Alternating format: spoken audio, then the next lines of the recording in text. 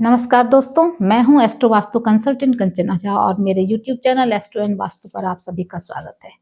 इससे पहले मैंने मेष और वृषभ राशि का प्रेडिक्शन दिया है। आज मैं बात करूंगी जोडिएक की थर्ड राशि जेमिनी यानी मिथुन राशि की। मिथुन राशि के स्वामी ग्रह बुध हैं। बुध को ग्रहों के मध्य राजकुमार माना गया है। राजकुमार की उपाधि मिली है उन्हें। और इस राशि की आकृति जो होती है वो एक नर और एक नारी की होती है। बहुत ही रोमांटिक राशि है ये। साथ ही कहीं कहीं पर ट्विंस यानी दो गर्ल्स का भी साइन बनाया जाता है मिथुन लग्न के लिए। बहुत ही बुद्धिमान राशि है। 60 डिग्री से 90 डिग्री तक इनका विस्तार होता है, यानी 60 से 90 डिग्री तक का इनका विस्तार है। और राहु की उच्च और केतु की नीच राशि है। द्विस्वभाव राशि है, वायु तत्व राशि है, इसलिए विचारों में परिवर्तन होता रहता है। शुक्र इनके लिए, शुक्र शनि बुध ये तीनों ग्रह इनके लिए बहुत ही शुभ होते हैं। साथ ही बुध और शुक्र की युति किसी भी भाव में हो, किसी भी हाउस में हो, बहुत ही सफल योग है। और सूर्य और बुध की युति अगर नवम में हो या कहीं पर भी हो, 11th में हो, और शनि नवम में हो तो बहुत ही प्रसिद्धि मिलती है और ये विश्व विख्यात होते हैं। एक सेकंड हाउस में अगर सूर्य और चंद्र की युति बने और उस पर मंगल की दृष्टि पड़े तो नेत्रहीन होने की बहुत पॉसिबिलिटी होती है, 99%, या फिर बहुत ज्यादा नंबर का स्पेक्ट्स लगेगा इनको। अष्टम भाव में मंगल और एकादश में बुध हो तो व्यक्ति हिंसक हो सकता है, लुटेरा हो सकता है, चोर हो सकता है, पॉकेट मार हो सकता है। तो अगर इस तरह के कोई योग हो तो किसी न किसी अच्छे ज्योतिषी से दिखाकर इसकी शांति करा लें या उपाय करा लें, अगर आप चाहें तो। मैं किसी को फोर्स नहीं करती किसी चीज के लिए। अब देखते हैं गोचर में शनि ने क्या रखा है आपके लिए इस वर्ष 2026 में। ठीक है, ये देखिए, ये है मिथुन राशि की कुंडली और शनि अभी आपके 10वें भाव में है। ठीक है, और ये रहेंगे यहाँ पर 3 जून को 2027 को ये मेष राशि में प्रवेश कर जाएंगे, यानी 2 जून 2027 तक ये यहाँ पर रहेंगे। ठीक है, तो 10वें भाव में होना यानी आपको नई नई अपॉर्चुनिटीज मिलेगी, नए बिजनेस मिल सकती है और बहुत सारे ऐसे आपको खुद को बेस्ट साबित करने का अवसर मिलेगा। आप जिस भी काम में हैं उस काम में आपको अपने आप को बेस्ट साबित करेंगे और उसका रिवार्ड भी आपको मिलेगा। दूसरा, इनकी दृष्टि है मिथुन लग्न में, शनि यहाँ 10th हाउस में है और उनकी दृष्टि यहाँ है। ठीक है ना, यानी कि 12th हाउस पर थर्ड दृष्टि।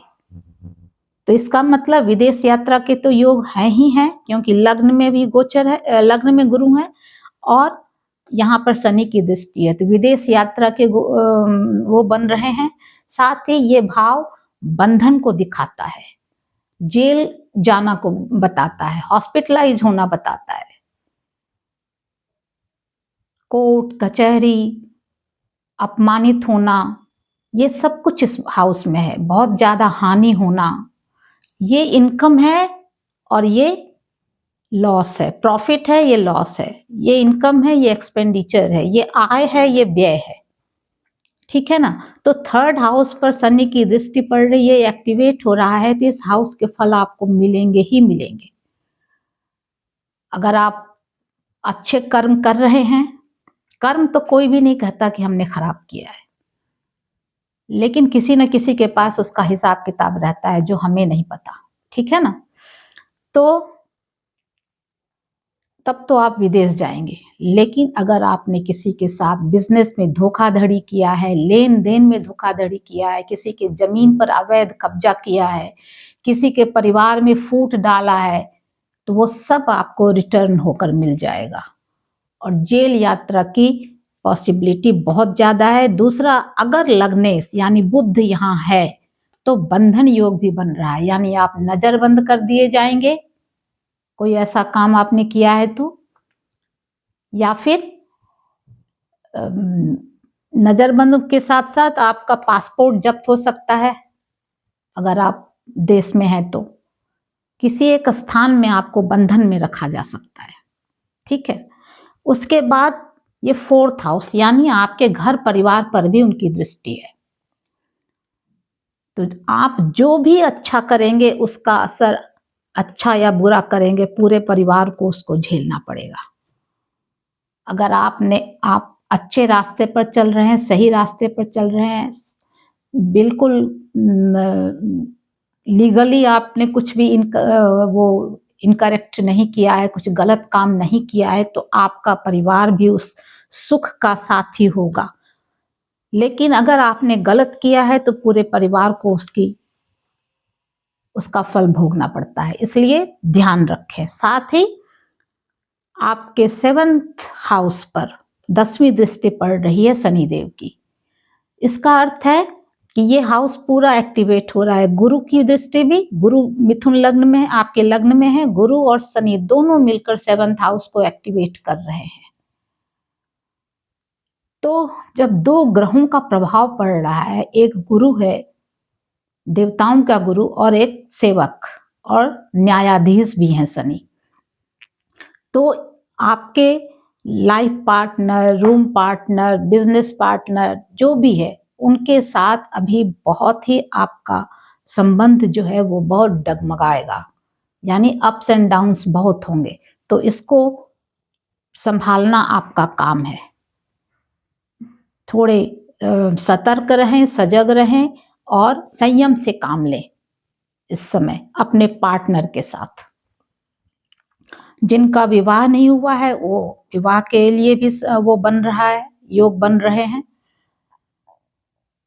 क्योंकि गुरु यहाँ लग्न पर देख रहे हैं, गुरु की दृष्टि, गुरु लग्न में ही है और शनि की दृष्टि 7th हाउस पर है, तो दोनों हाउस एक्टिवेट हो रहा है, ठीक है।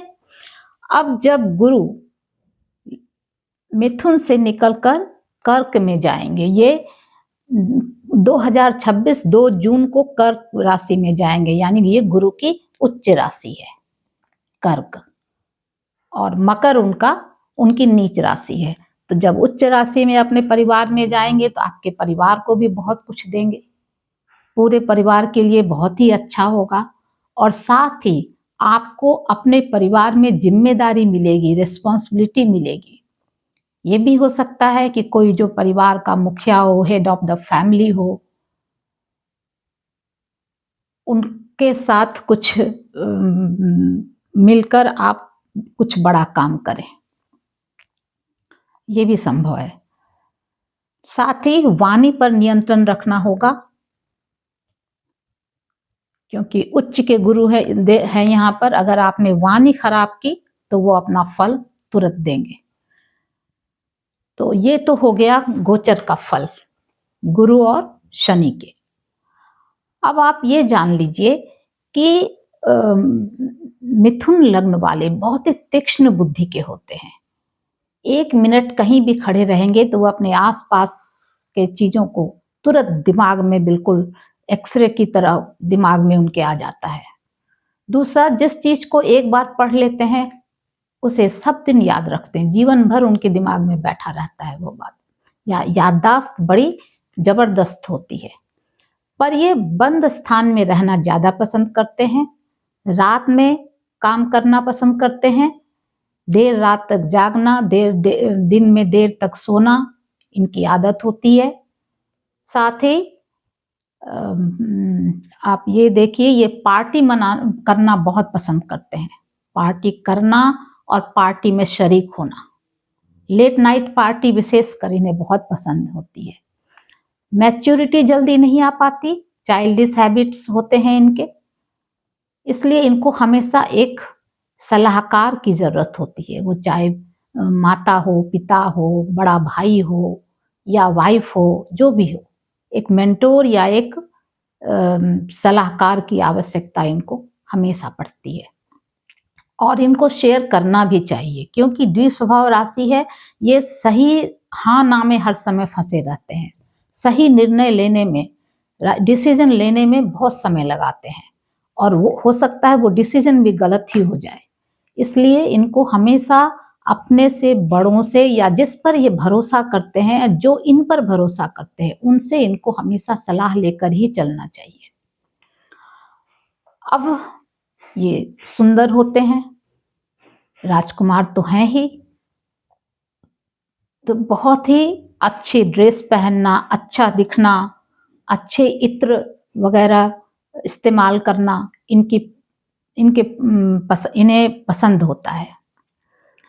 तो ये हुआ इनका 2026 कैसा रहेगा, इसके बारे में बताया मैंने। अब एक छोटी सी कहानी बताती हूँ। राजा की मृत्यु के पश्चात उसका बड़ा पुत्र राजकुमार, जो बड़ा राजकुमार था, वो गद्दी पर बैठा। वो बहुत ही महान था, प्रतापी था, कार्यकुशल था, प्रजापालक था, हर तरह से महान था, वीर योद्धा था। लेकिन उसके एक आंख खराब थी और एक पैर भी उसके खराब थे, पर प्रजा का बहुत ध्यान रखते थे वो राजा।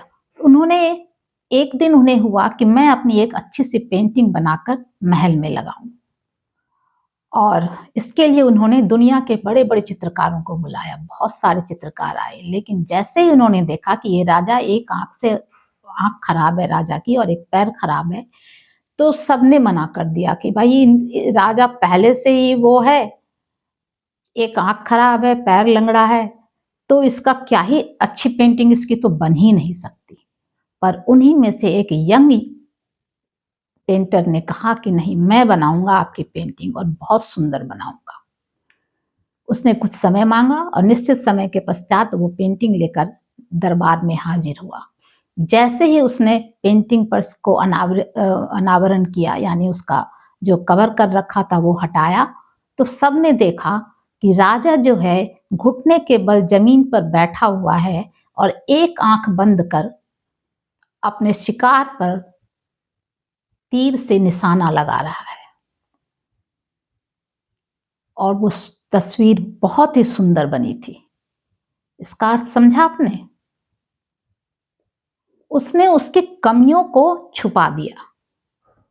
तो मिथुन लग्न वाले भी इसमें बहुत माहिर होते हैं, समय के अनुसार वो अपने को ढालना भी जानते हैं। बहुत घूमने के शौकीन होते हैं, यात्रा करना बहुत अच्छा लगता है इन्हें। तो वाक्पटु तो होते ही हैं, बहुत अत्यधिक बुद्धिमान होते हैं, जैसे कि इस चित्रकार ने करके दिखाया। चलिए अब अगले वीडियो में मिलते हैं। कर्क राशि के 2026 में कर्क राशि के लिए कैसा रहेगा 2026, ठीक है। अगर मेरे चैनल पर नए आए हैं, चैनल को सब्सक्राइब कर दीजिए। वीडियो को पसंद आए तो लाइक कर लीजिए। Thank you.